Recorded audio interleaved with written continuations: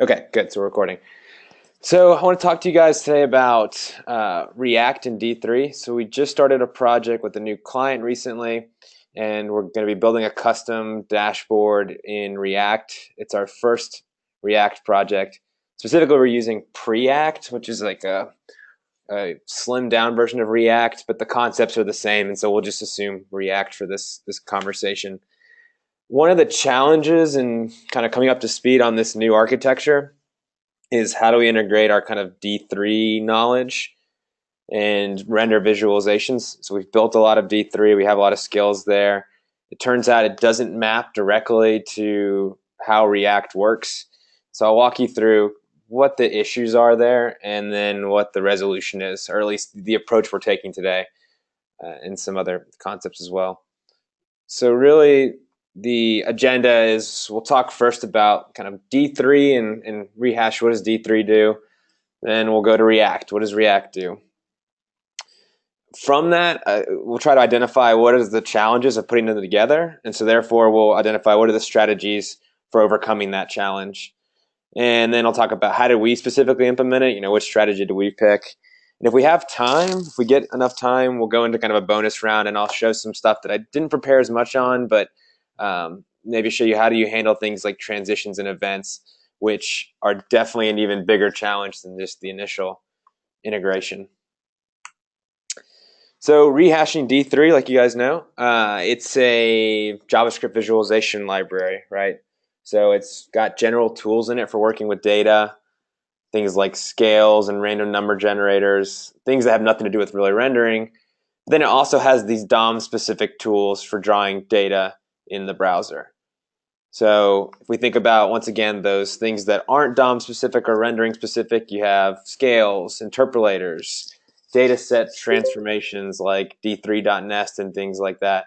So these are all functions you get with D3 that just change data, but you don't have to use them in the context of rendering. They're very useful for visualization, but you could just as easily use these in like a Node.js script to make a mock data set, for example. In fact, I've started using the D3 random number generators a lot just to make mock data on projects where I don't have access to the real data yet. Now, on the flip side, you have the things that do render and that do hook into the DOM. Things like your axes generators and stuff like that. And those are very, very useful components of D3. And all of those are based around this selection model. So selections are really the kind of secret sauce of D3. And what they do is they take some set of data, like an array of numbers here, and they take some sort of DOM tree. So we have like a body, a table, a div, and they bridge the gap between the two, right? So that you get some sort of relationship like, hey, I have this set of data, apples, oranges, and bananas, and I want to produce this list in the browser of apples, oranges, and bananas. So here's the D3 script for that. It says body.select all list items, bind it with this data set, and for all the new data entries coming in, add a new list item. When you write this code, what D3 is doing is directly modifying the DOM. So it is, when you say like append list item, it's immediately as it gets this new data in, appending directly to your DOM. So the browser is being updated. So again, D3 rendering just directly dumps things into the DOM and pulls things back out of the DOM and interacts directly that way. One last thing I want to talk about is just reminding you of the enter exit update pattern. So D3 has this really useful pattern for handling data transitions, which is why that selection model is so effective. When you bind the data set, it'll help identify for you what are the new things coming in, what we call entering. What are the things that are leaving, what we call exiting, and what's updating, so the things that were there but have properties changing. So this is really useful for doing things like transitioning with animations between visualization states and things like that. So let's switch over to React. What does React do, or what is React? It's just a declarative UI library, and to even kind of make that simpler, it's a component architecture. So it helps you create components. If you think of like the model view controller setup, it's the view piece of a model view controller framework. So those components are kind of composable. They can be nested within each other. So you can use these components to be built up into very complex UIs.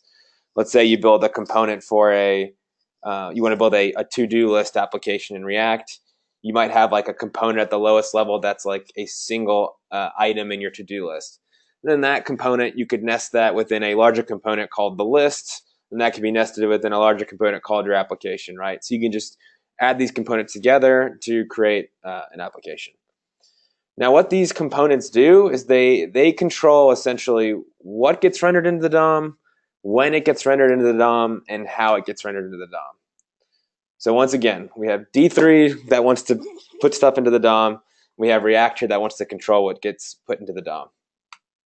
To give you a little more background on that component architecture of React at a high level, there's really two attributes of a component in React. You have properties that are referred to as props, and you have state. So props are passed into a component from its parent, so from an outside component. And it can only be changed that way. So a component doesn't change its own properties. So for example, I have my component down here, and I have my prop equals hello world.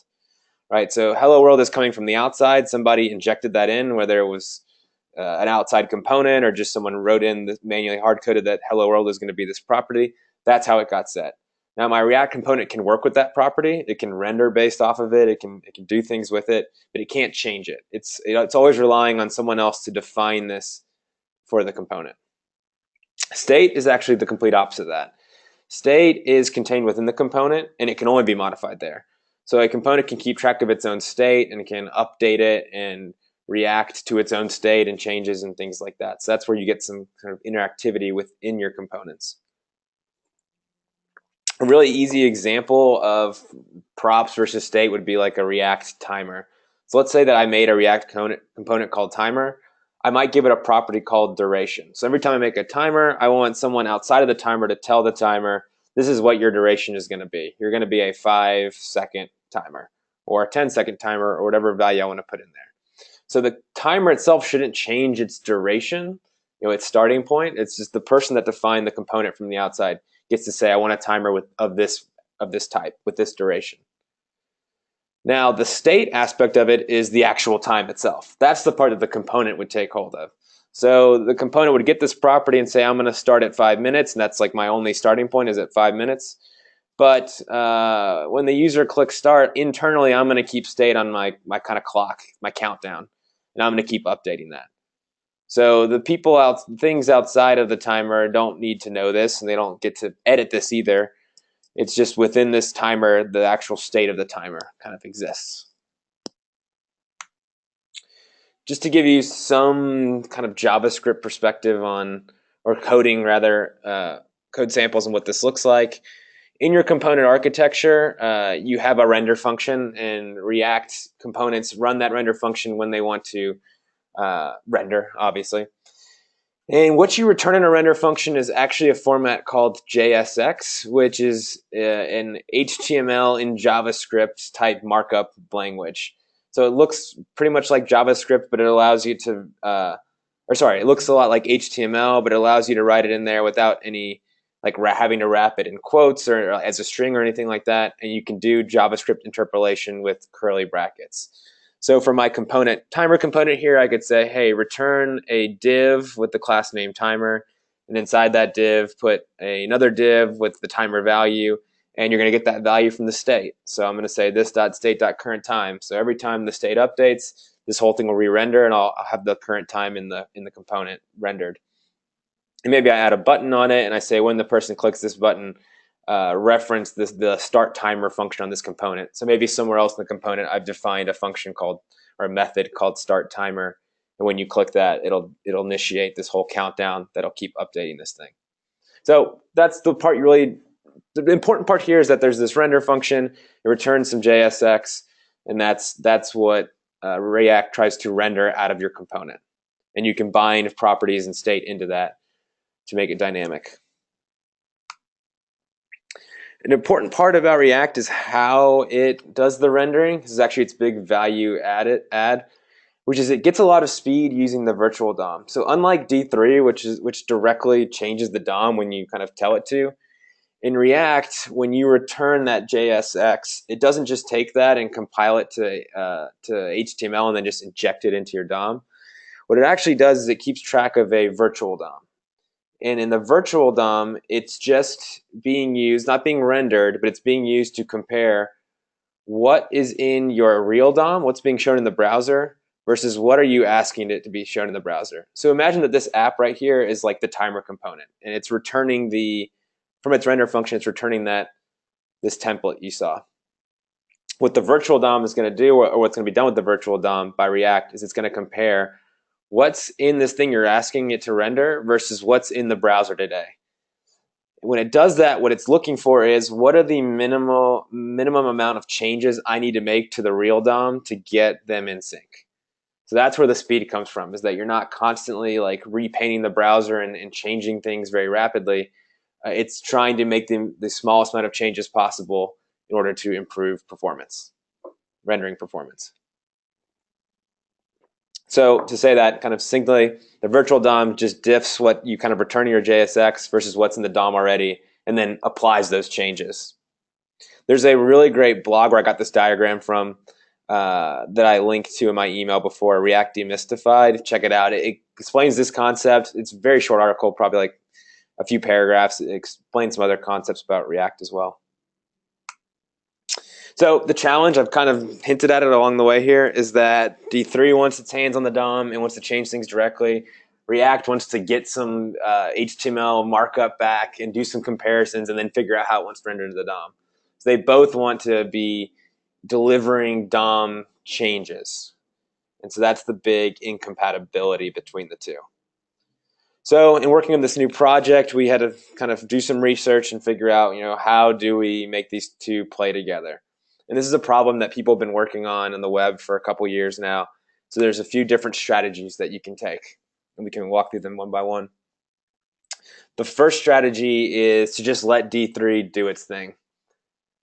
The second one is to say, hey, we're going to use D3 to do all the non-rendering things, like do data manipulation and transformation and things like that. But when it comes to actually creating nodes like circles and rectangles and whatever else goes into our visualization, we're going to let React handle that part of it. The third piece is to actually think of D3, rather than generating a chart into the DOM, to think of it as a JSX generator for it to generate some markup of a chart. And then maybe let React pick that up and go and render that JSX and figure out how to do the virtual DOM diffing. So let's walk through them one by one, pros and cons. So the first one, let D3 do its thing, it's really easy to do, because if you already know D3, because you can basically just port existing D3 code over and just execute it, and it's going to work. The con there is that you're basically breaking the React model. You're like losing the benefit of the rendering speed with the virtual DOM and things like that. I actually kind of think of this method as kind of like the backdoor method, because essentially you don't let React know that these things are going to be happening, and you have kind of D3 sneaking behind it and editing the DOM without it knowing. So it's a kind of a weird model. It's also not good if you want to like later on hand off your code to maybe a React development team. Now you've got this weird part of your code base going on that doesn't really work with React, and so it's kind of hacky all around. The second thing is, okay, let's use D3 just for data manipulation, and then we'll use React for the rendering. We'll let it kind of produce the JSX that it's going to return. So the pros here is that it seamlessly fits with React. I mean, React is just, as you saw in your render function, you just want to return some HTML, kind of markup JSX, and that can be dynamically created with JavaScript. So you could take a data set and map over it, using a loop and create your circles manually, etc. Therefore, it's very easy for the React developers to pick up. Like, that just looks like JSX. And then the fact that you had to like use some D3 functions to create scaling functions and things like that, that's a lower bar they can figure out. The negatives from that approach are that you are losing, to me, the best parts about D3. Specifically, the enter, exit, update aspects of the selection model, the transitions it can do, brush and zoom events, axes generators. Axes are very difficult to generate, so having that generator is very valuable. So you're losing a lot of those concepts. Here's what this might look like, just so you can see it. I didn't drop the first one just because like there's not much to drop. Like, it's literally just like put D3 code that manipulates the DOM Just like don't tell React about it and don't let React override it. In this case, what you might, let's just say you have a data set. To make this simple, I just put 2 data points. It has like an X and a Y value. So 0.5, 0.5 for the first data point, 0.2 and 0.9 for the second data point. And maybe I want to create a scatter plot that maps these points to a 0 to 100 range. So I use D3 scale linear function, which doesn't care about rendering. It just cares about taking some data and translating it to another range. So I say take this data, or use the scale, take values between 0 and 1 and map them to 0 to 100. And then I can let React do the JSX part here. So I can say return an SVG, and I'll inject some JavaScript that says take my data set and map over it. And for each element of my data set, just return a circle. And for CX, do the point scale of that value. And for the CY, do the point scale of the other value and render it that way. So it's not that different from D3 in some ways. Like this is basically equivalent to saying like, hey, append a circle and then dot attribute CX is, function D equals, or D return, point scale of D of 0 or whatever. It's the same kind of concept. This is kind of the reactive way of doing it. The third option is using D3 as a JSX kind of generator. The idea here is that D3, at the end of the day, when it's injecting stuff into the DOM, it is injecting nodes, so it's creating kind of a node tree, or really working with an existing one. So can we use D3 to basically get that tree without putting it in the DOM, and instead giving that tree to React to let React figure out how to put it in the DOM? So the pros here are that you get to kind of mix a lot of cool D3 stuff, like D3's enter, exit, update, selection model with React's rendering model. So you have a nice separation there where kind of D3 developers can still do their magic and can and don't have to do too much work to port over existing D3 code for the most part. And React can kind of just pick it up and you still get the virtual DOM performance improvements.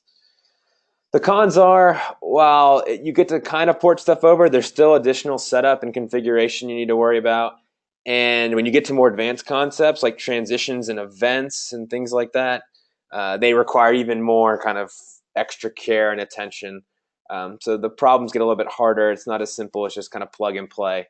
You have to think of some strategies on how to work with these, which I'll probably show at the end if we get that far, which I think we will. So let's look at the difference here. So before we were talking about D3 for this third option, you have D3, and if you write this kind of statement without React, it would just like immediately write this to the DOM. What I'm really talking about doing is saying, okay, actually take this statement, and instead of drawing it to the DOM, like give me back these list items as JSX, and then I'll let React pick this up and go to the DOM with it and figure out how to do the virtual DOM diffing and what changes to make in the browser to do that in the most performant way. So how do you do this? How do you get D3 to render this tree without rendering it into a browser? There's a library for that called React Faux DOM. So I'm gonna click on this. It's on GitHub. It was made for this very purpose. It's basically a very lightweight DOM-like structure. So DOM-like, so it doesn't have all the features of the DOM. It's kind of mimicking the DOM. But it supports most of the features that you would end up using with D3. So what you can do with React Faux DOM is that you can create a fake element using it. You can say like React Faux DOM.create element div, and that creates a fake div node that has most of the same functions and attributes that a real div node would have in your browser. And therefore, you can feed this node to D3, and D3 will think it's a real node and use it. So you can say, hey, I want to take this fake div element here, and I want to append a SVG to it. And then I want to do an enter, exit, update pattern over this thing, and I want to add circles when the data comes in, etc. And D3 won't really know the difference. It just is creating these DOM nodes and thinks it's dealing with a real DOM, and you get that tree structure. And then when you want to use that tree structure as JSX, there's a simple function called to React. So you just take your parent element that you fed D3 and use D3 to manipulate, and you say to React, and that returns the JSX, so that you can then pass that back to React. So how are we implementing it? We're actually doing option number 3, and I want to go into more specifics of how we're doing it. I'm going to start at a very simple example and then scale up, since I know you guys haven't all really touched React necessarily. I'll walk you through the steps and some of the minutiae related to this project we're on, and how it's evolved our thinking on this topic. So for us, a big part of it is to do separation of concerns. We are dealing with we're working with a contractor on the project who's helping us with the D3 work, because we're all just very busy, so we needed, and this project has a very quick deadline. So this person that's helping us, the subcontractor, does not have any React experience, but he has a lot of D3 experience. So we really wanted to create a template that separates those worlds, so that he could focus on writing the D3 he knows how to write, and then we could just pick it up and easily integrate it back into our React UI. So with that in mind, the separation of concerns here is that we want a React component, and what we're going to do is it's going to take in properties that define a viz. So remember, React components can take in properties. So we'll create React components that take in properties that say, hey, this is the attributes of the viz. It has this data set, has these kind of axes, these kind of margins, has whatever kind of configuration we need for our data, our visualization will come into that property. D3 internally will pick up those properties. So every time the component gets the updated properties, D3 will take those properties and use them to generate a visualization into a fake DOM. It doesn't know the DOM's fake, but we know it's fake. So it's putting all this, using those properties that the component received to generate this fake DOM visualization. Once that's done, React can then, the component itself can take those fake DOM nodes and convert them into JSX, and then do the rendering through the virtual DOM diffing. So this is a very important kind of statement here. In this kind of model, what's happening is the chart fake DOM tree is a piece of state in the component. I think thinking of visualization as a state is a very important concept that has some implications if you design your kind of visualization code around that style. If you think about a visualization, our visualizations always change, right? So they inherently have state. Like when you give it a new data set, the state changes. When you hover over it to do some sort of brushing, the visual state changes. A lot of the times in the past when we've built visualizations, we haven't really thought of it that way. We've done it much more kind of in an imperative way, like doing a D3, on mouse over this thing, change some property, like change something in the actual DOM. Then when you mouse out, like just undo that change. A probably safer and more declarative approach is to actually think, okay, there should be a description that I can feed my code at any point in time for what this visualization should look like, and it should be able to render it without any user interaction. So if there's supposed to be some element brushed, I should be able to like feed it in from scratch a property saying, here's the data, here's all the attributes. Oh, and by the way, this thing is brushed. I don't care how it got there, whether it was from a mouse over or whatever. I'm telling you it's brushed, and it should be able to render that. So that whole concept is thinking of your visualization as a state and that we're going to manipulate. And every time the state changes, then we'll let React know, and the component will get the latest JSX of it and render it back into the DOM. With that in mind, the render call becomes very, very simple for your component. It just looks like this. You have a div, and inside that div, you have the chart node that you produce from your state. So React doesn't have to do anything else really, because D3, remember, is what's generating all of the structure that will produce this chart node. The D3 stuff is more or less D3 as usual as well, besides the fact that your starting point is a fake element rather than an element from the actual DOM. So you create like a new faux element. We'll make a div here, and we'll say our SVG is d3.selectDiv.append SVG. It will add the SVG into there, and then you can just do D3 business as usual, adding plots, adding circles, adding whatever you want. So the last piece, if you think about the first two pieces here, we have the render, which is rendering into the browser, the React. We have D3, which is generating the actual chart that needs to be rendered. So then we just need to pass the updates between the two. So essentially what we want to do is say somewhere in our component, anytime the properties get updated, we want D3 to kind of rerun its magic. And then we want the component to say, hey, reset the state with the latest version of the chart. So take the div and convert it to React JSX and set that state. And that will tell, whenever you set state in a React component, it knows to render because there's a new state. So the next few slides are just a series of examples that we can walk through that will explain these concepts in kind of more and more complexity. Feel free to interrupt me and ask questions as we go through it. The first one is just a simple component. So before we even talk about D3, let's just like show a really easy React component like hello world. So this is a JS bin, and what I have here is React, D3, and React DOM loaded. And I have just an empty element on the page called root. And so I create a component called scatter. It extends React components. This is how you create a component. One way to create a component in React is you take the existing component class and you extend it.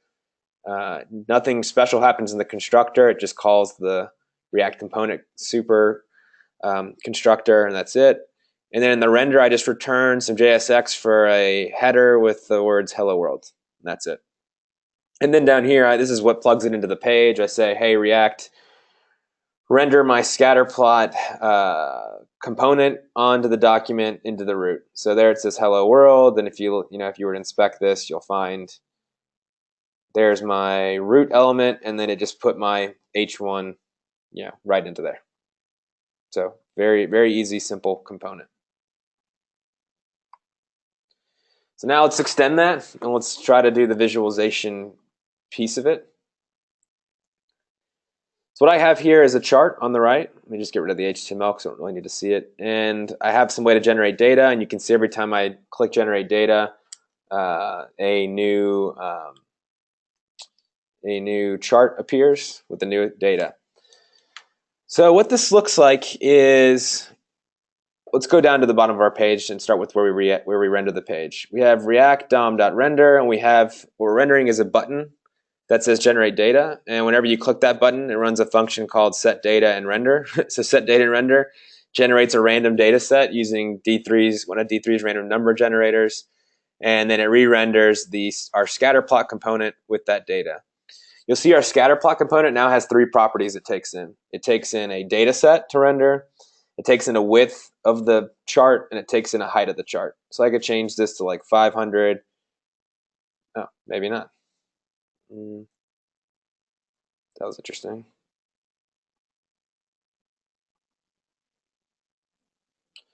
I must have changed something at some point that broke this thing without running it. That's interesting.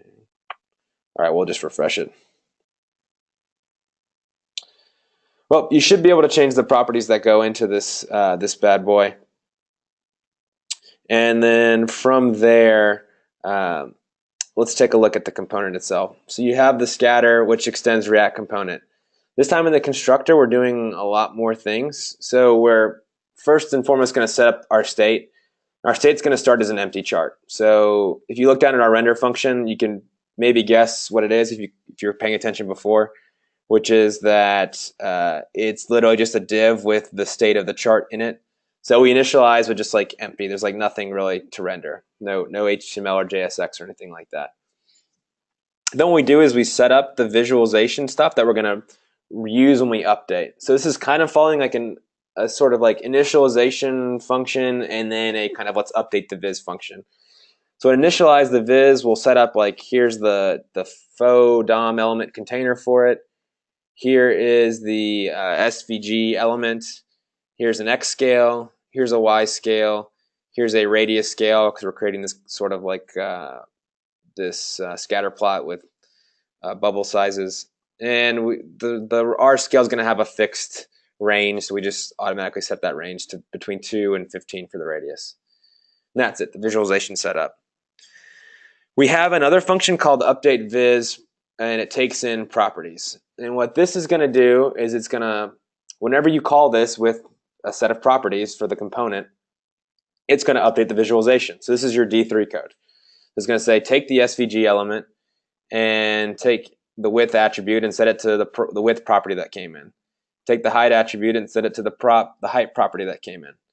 And take the X scale and change the domain of it based on the data coming in, and change the range of it based on the new dimensions of the chart. Same for the Y scale, change the domain based on the data, change the range based on the available space. And then the radius just says, change the domain of the radius values based on the data set coming in. From there, we can do our enter exit update pattern. So we take our SVG and we say select all circle, and we bind the data that was coming in from our properties. And for anything that's exiting, we just remove the circle. For anything that's entering, we add a circle. And then for anything that already existed, plus all the new stuff coming in, we can add these attributes like set the CX value, set the CY value, set the R value. We'll color them all blue, and we'll give them an opacity so we can see that overlap. So this is basically your D3 code, right? Set up some starting points and then update the existing visualization based on new properties that come in. Now we just need to hook it into the React component. So React components have a lifecycle, and they have a lot of lifecycle events you can hook into. So if you just search React lifecycle events, you can get a nice list of them in the documentation. So there are things like component will mount, which means, hey, we're about to put this component onto the web page, onto the browser for the first time. Component did mount, meaning we did successfully put this onto the page for the first time. There are things like component will receive props, which gets called whenever a new set of properties is coming in, and therefore there's about to be a re-render. There's component will update, did update, will unmount, so you can do cleanup when your component's getting removed from the page, all kinds of events like that. So we can use those to tie our React lifecycle and property changes into our D3 code that we've defined here. So what we do is we say, okay, when the component will mount, just go ahead and update the viz with the properties, render it, and then set the state. So that gets our initial first render. So this code runs our D3 code that edits the Faux DOM, and then we say, now update the state with the JSX from the Faux DOM. And then we do the same thing whenever we receive new properties. So we call the lifecycle event for component will receive props, or we define it rather, and we say, with these new props coming in, go ahead and update my Faux DOM, and then update the state of my chart with the JSX from the Faux DOM. And this set state automatically tells it to re-render. So that's why as I change the data property, it is updating the visual. And if you inspect this, you can see that it's actually doing the DOM diffing. So if I look at, we'll just look at some of these circles here. If you look at these circles over here, as I click this button, you'll see that certain attributes are just getting updated. So that's part of React's virtual DOM diffing, knowing to change these certain attributes of the circle. Now, for this simplified example, D3 would more or less do the same thing because we're doing enter, exit, update. But when we do animations later and things coming in and out, you'll see how it does things a little bit differently. But in general, you can see kind of what's happening here, and it's very fluid.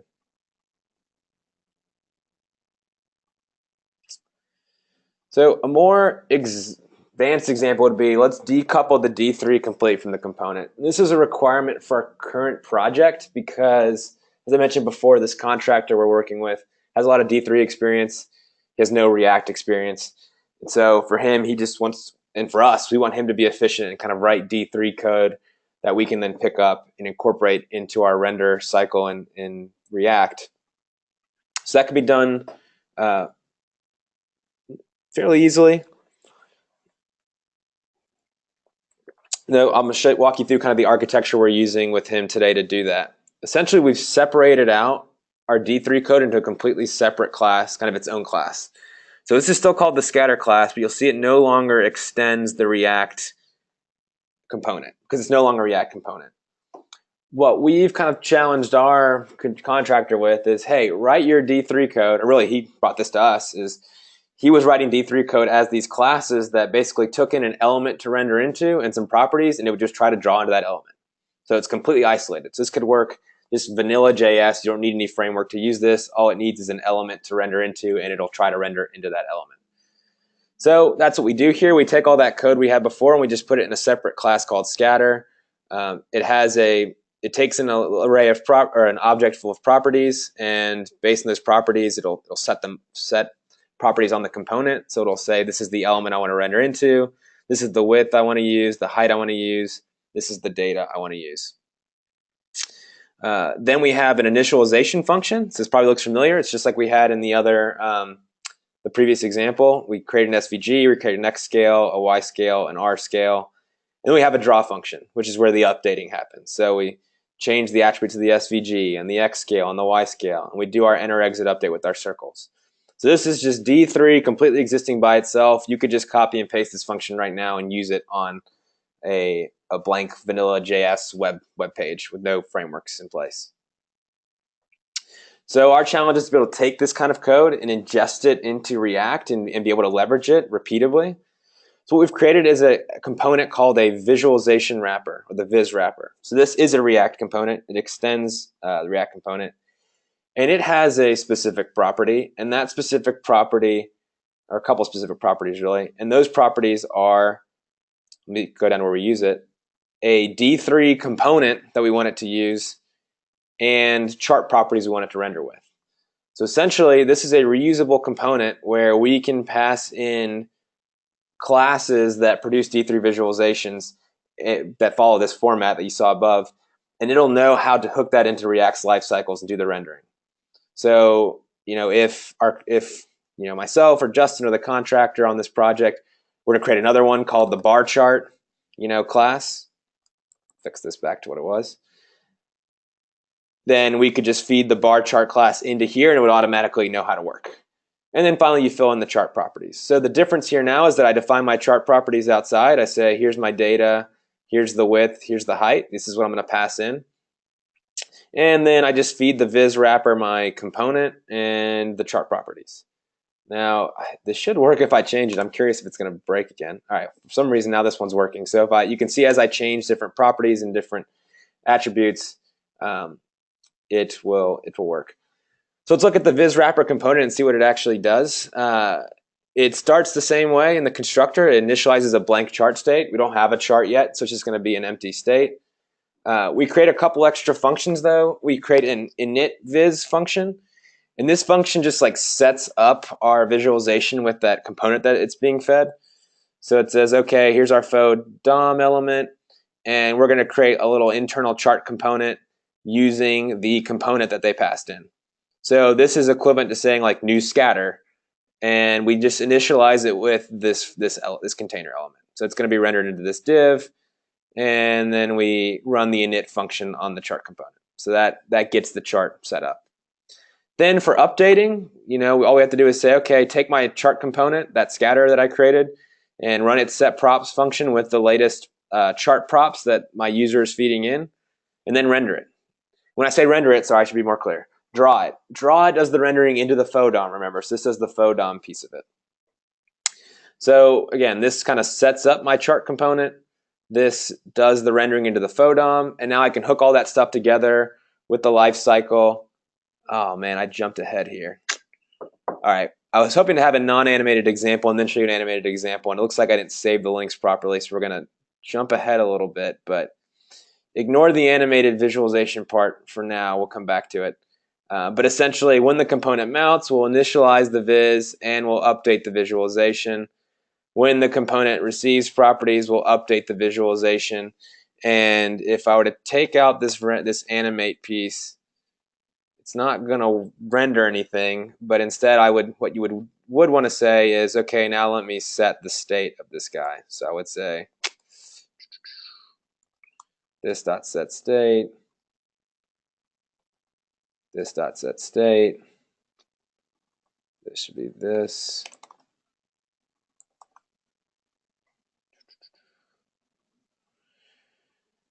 So you're going to see some weird things because I've already put the enter exit update pattern into here, which was an accident. Didn't mean to do that. But essentially, you can see it's working now, right? So it's a total separation of concerns. So when someone's working on the D3 part, they can create this kind of framework agnostic D3 visualization class, and then we can just ingest that into our viz wrapper class. And as long as it follows a certain API, like it has the draw function, the set properties function, the initialization function or whatever, it will work easily. Let's go back to the slides.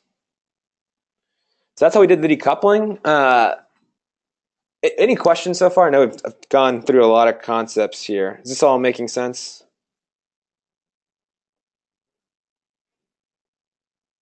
Yeah, I think this makes sense to me.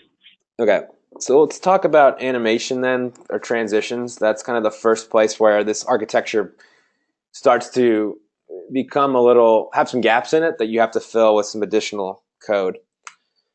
So if you think about the current render pipeline with no transitions, it looks something like this. I kind of mapped this out as if it were observables, and you can almost think of it that way. You have a parent component which passes properties to our viz wrapper component, right? So maybe there were some properties here, maybe the data changed and the new properties are here, maybe the width changed and some new properties came here. When that happens, the component takes those properties and gives it to that scatter visualization and tells it to update its props and redraw in the Faux DOM. So props come through here, the visualization scatter gets those props and makes some changes to the Faux DOM to produce some like faux SVG tree. And finally, our React component says, okay, faux SVG tree, give me the DOM nodes that you have in kind of a JSX format, and I will put that on my state, which will trigger re-render in the browser. So you get that browser SVG here, browser SVG here, browser SVG here. Now, before I go ahead, maybe I'll ask the question, you guys have any idea why animations wouldn't work with this current render pipeline if we're doing D3 transitions, for example?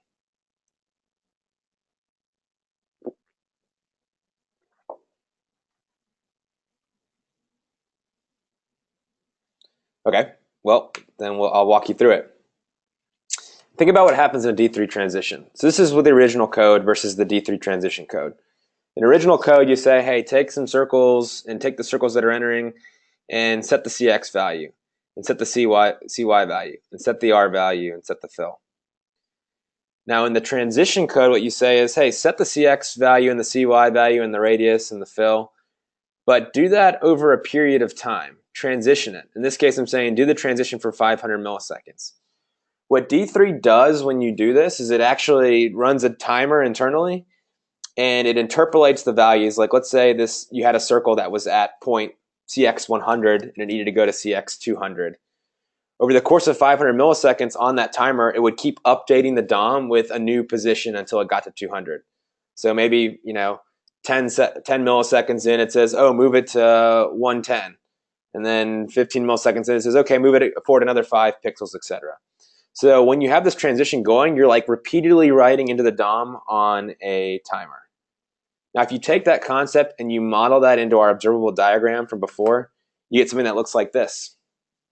So your prop comes in, your chart, your scatter instance gets those props and renders an SVG, but then it starts to animate it. But in the meanwhile, you just went ahead and rendered immediately. So what happened was maybe your circle was supposed to go from the CX position of 100 to 200, and you only caught the first frame of it. You got the frame of it at 100. It hadn't even started moving yet. So you rendered that out. Meanwhile, unbeknownst to the React component, the faux SVG is like changing all the while. It's getting updated and that circle is getting moved to 110 and 120 and 130 and 140 until it finishes at 120. So that happens each time. So what you get is this like weird effect where every time you like change the state of the chart, you get a picture of what the chart like looked like before because it's like not catching the animations that happened after. So the solution to this is to just pull the DOM for transition states. So basically say like the faux DOM that is. So saying, okay, there was an update that happened and I can tell that transitions are going to be happening for this long because of the way the chart's set up. So I'm going to keep asking for faux DOM updates during that time frame. So I'll show you what that looks like, which happens to be the example you saw before, which is as I click generate data, you'll see that the visualization animates. If we look at the enter exit update code, on exit, it changes all the circles to red. Then it waits 500 milliseconds, and then it shrinks them for 500 milliseconds to like their radius to 0 and then removes them. When the circles are updating, it just takes 500 milliseconds to move them around. So as I click this, you'll see some circles exited, some other ones just kind of moved around. It's very fluid. I don't know if it comes through on the video, but I can even kind of like thrash this, and it works pretty well. So I'm clicking this as fast as I can, and it responds pretty effectively. So the way we do this, in this case, to keep the example simple, I just kind of knew that my visualization had durations of, it basically had kind of 500 milliseconds that it needed to animate for, well, times 2, because we have a delay here and then another 500 milliseconds. So I create a function called Animate Viz. So basically, anytime my visualization gets updated, instead of just setting the state once, I actually want to set the state repeatedly on an interval for the length of transitions. So what this does, this Animate Viz function does, is it says, it gives it an end time, and it basically says, like, keep updating the state of the component until you reach this end time. So if the visualization got updated at let's say it's 4:01:00, and we wanted to listen for a second, then we'd say, okay, animate the viz until 1,000 milliseconds from now. If you look at this function, it's just kind of a recursive function that says, if the date that you're at now has surpassed the end time, then just do one final render to get the last frame, and then don't do anything else. Otherwise, if we haven't reached the kind of end time of animating, go ahead and do the redraw, and then request the animation frame, and on the next animation frame, do it all over again. Just recurse and keep animating. So this loop will keep running until this condition is met, where it'll just do one last render and then give up. And the redraw function is very simple. It just updates the state. It says, okay, on redraw, take that Faux DOM and give me the latest JSX and spit it out. And that's how you get this kind of system.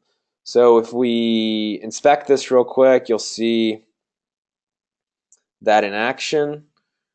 We'll see one of the elements actually. Here are the circles, and you can see the circles kind of updating as we click here. If we pull up the console and we kind of put in a maybe a log here that says, let's do two things. Let's say chart updated. So when I generate data, you'll see, okay, chart updated once, right? Chart updated once, click it again, chart updated once. Now, if I click to see like how often is it actually like redrawing, I can put that in here and say, or even better, let's do the render function. So we can put in, every time this thing renders, we want to know that it rendered, and we'll do date.now, so we have just the timestamps running. So let's clear this, and what you'll see is I click generate data, it updates and it renders for a second, and then it stops. So it updated, render, and what it's doing is it just keeps checking that state of that fake DOM and converting it to JSX. And you can just keep doing that, and then you can keep like doing some stuff like thrashing it, and it'll still more or less do the same thing and kind of wait that second. So this is the way that you can handle animations. We have a few minutes left. I didn't have a chance to code the event handling piece of it, so maybe I'll try to like live code it. There's a couple strategies you can do for event handling depending on like what you want to do. Let me take these console statements out.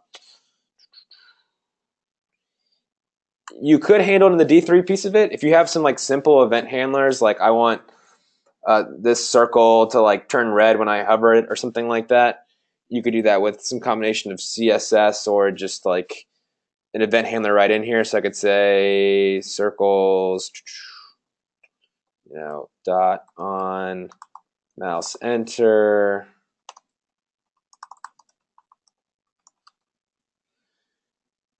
Then you can see it's consoling out the data for the circle. So those kind of basic event handlers work. They're not going to work outside the context of the component. Like the component's not going to get that information, which is not very useful. And you're also not going to, it's also breaking this idea of like the state of the visualization. We talked before about like, okay, let's think of visualization as a state. And so let's say I wanted to make this thing kind of like turn red. well, the way you do this in D3 in the past is you might say like, let me make this a function.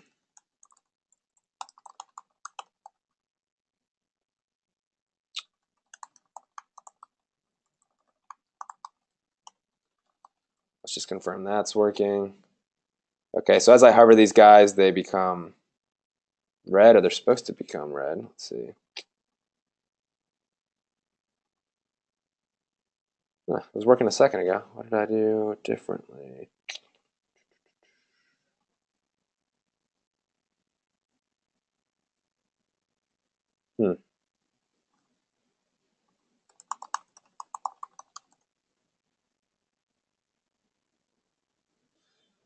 That's interesting that they're all not turning red.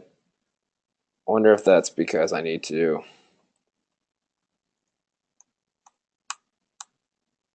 put it down here.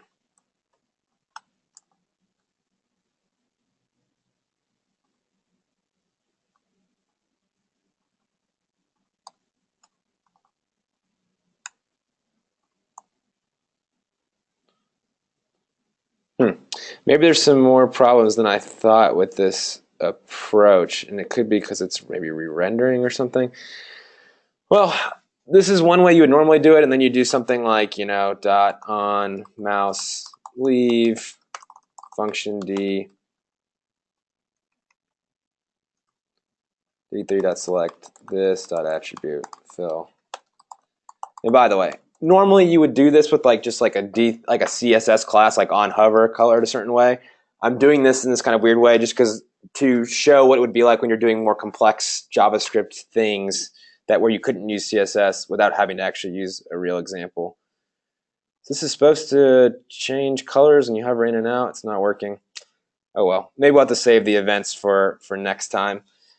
What I was going to get at is that you could think of this type of focused element as an attribute of the viz. So in the same way that we have this dot element, this dot width, this dot height, this dot data, you could have this dot focused. And maybe that's kind of normally undefined, but maybe sometimes it's an index for a node. Like node 1 is supposed to be focused. And if you have that kind of data, then what you can capture down here is that, hey, if you can turn this fill into a kind of declarative statement that says, if this is the focused item, then color it differently. With that in place, then it's just a matter of like your kind of logic around what is focused all lives in one place. Like as long as this dot focus is the thing you want to focus, then it's going to follow this rendering code. And you can use anything you want to change that. You could hook in a hover event, mouse hover event from within the D3 to change that focus property and have it redraw. You could have React do that part for you. You could build components that kind of interact with each other where maybe you hover a different component and then it knows to pass that focus property to the other one and render it and color it. So that's an idea around kind of modeling a visualization in terms of state rather than this kind of imperative thing where there are functions that get executed based on the UI and it becomes much more difficult to keep track of what is the visualization supposed to look like at any given point in time.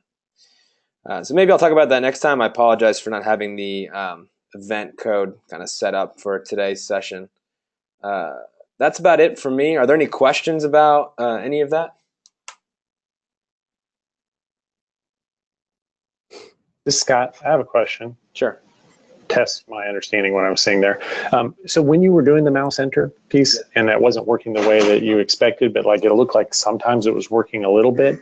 Yeah. It looked like, and I wasn't sure if it was just the delay from the web meeting or something else, that the console log was happening reliably. Right. So that it was maybe just the rendering part that wasn't happening. And does that have something to do with the faux DOM to DOM translation? It's gotta be. That's a really good. Okay. That's a really good call. Like when I said D3.select this, it's supposed to select this node, but is it selecting the faux DOM node instead of the other node? Right. It probably is. That's probably what it was. Okay, I wondered if that. I mean, we can kind of figure that out pretty quickly, like just seeing like what rendering is happening. So if we dot log, because the thing with React is like it renders based on different interactive things that are happening like in the browser, and so it could be that like maybe the first few hovers like caused it to run a render, and then it was like, oh, I don't need a render anymore. Like it kind of settled itself. So if we go back and add that exactly in here on mouse enter D, like you saw before, console.log seemed to always work. You can see it ran some rendering there, but then you can see it stops rendering, right? Exactly. That's what it was. So therefore, this is not doing it. So these are the kinds of challenges. That was a perfect example of the challenges you run into with the faux DOM, where it's like you're almost forced, now I'm realizing, to kind of do this kind of stateful model where like you really want this to define like the attributes that will be rendered and not do stuff like callbacks in here that are going to change the visualization on the fly, because what Scott's calling out here is that you're changing it on the fly in the faux DOM, not in the real DOM, and you haven't given React any way to understand that that change has happened, so therefore it's not keeping up. So yeah, thanks. That's a really good catch. Sure.